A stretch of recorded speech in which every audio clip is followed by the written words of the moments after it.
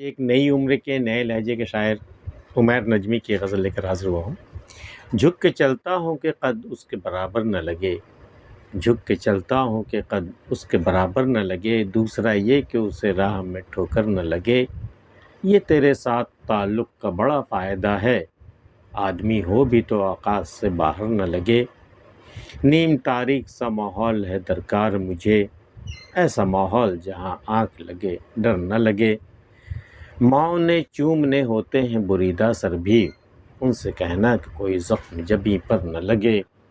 یہ طلبگار نگاہوں کے تقاضے ہر سو، کوئی تو ایسی جگہ ہو جو مجھے گھر نہ لگے۔ تم نے چھوڑا تو کسی اور سے ٹکراؤں گا، کیسے ممکن ہے کہ اندھے کا کہیں سر نہ لگے۔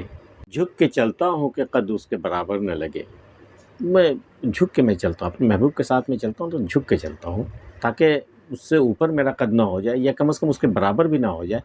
میں چاہتا ہوں کہ اس کا قد اونچا رہے، وہ اونچا قد لگے، میرا قد چھوٹا ہو تو میں کوتاہ قد، میں ٹھیک ہوں، مجھے کوئی مسئلہ نہیں ہے، تو میں جھک کے چلتا ہوں کہ قد اس کے برابر نہ لگے، مجھ سے اونچا قد ہو، اس کا درجہ کچھ ہم سے اوپر ہو۔ جھک کے چلتا ہوں کہ قد اس کے برابر نہ لگے، دوسرا یہ کہ اسے راہ میں ٹھوکر نہ لگے۔ دوسرا یہ کہ میں جب جھک کے چلتا ہوں تو راہ میں جو کنکر پتھر جو ہوتے ہیں یا شیشے وغیرہ وہ مجھے نظر آ جائیں تو میں راستہ سے ہٹا دوں اسے۔ دوسرا یہ کہ اسے راہ میں ٹھوکر نہ لگے۔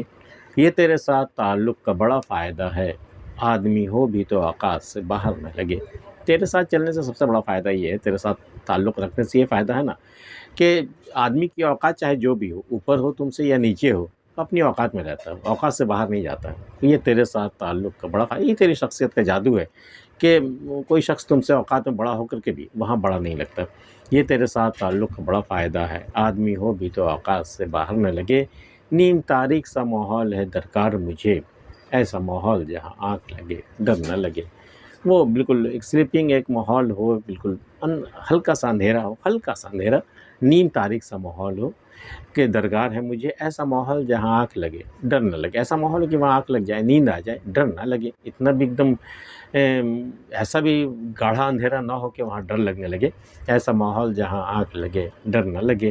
اور ایک شعر جس کے بنا پر میں نے اس غزل کا انتخاب کیا ہے اپنے پروگرام میں، بہت ہی زبردست شعر ہے، شاید آپ اسے محسوس کریں گے کہ ماؤں نے چومنے ہوتے ہیں بریدہ سر بھی، ماں کو چومنے ہوتے ہیں کٹے ہوئے بیٹے کا کٹا ہوا سر بھی۔ سرحدوں پر جو سپاہیوں کی جو جنگیں ہوتی ہیں جب، تو وہاں جو لاشیں آتی ہیں وہاں سے تو کٹی پھٹی ہوئی ہوتی ہیں، تو جو لاشیں آتی ہیں جب ماں باپ کے سامنے جب آتی ہیں تو ماؤں کو چومنے ہوتے ہیں بریدہ سر بھی۔ تو جو بیٹے کا کٹا ہوا سر بھی آتا ہے نا سرحد سے، تو ماں اسے بھی چومتی ہے۔ تو ماؤں نے چومنے ہوتے ہیں بریدہ سر بھی، کٹے ہوئے سر کو بھی ماں چومتی ضرور ہے۔ ان سے کہنا ہے کہ کوئی زخم جبیں پر نہ لگے، ان سے کہنا دشمنوں سے کہ چاہے زخم جہاں بھی لگے جسم میں، جبیں پر نہ لگے۔ یہاں مائیں چومتی ہیں اپنے بیٹے کے کٹے ہوئے سر کو، یہاں چومتی ہیں، وہاں پر کوئی زخم نہ لگے، وہاں زخم مت لگانا، باقی جہاں پر جیسے بھی زخم دینا ہو وہ دینا۔ ماؤں نے چومنے ہوتے ہیں بریدہ سر بھی، ان سے کہنا کہ کوئی زخم جبیں پر نہ لگے۔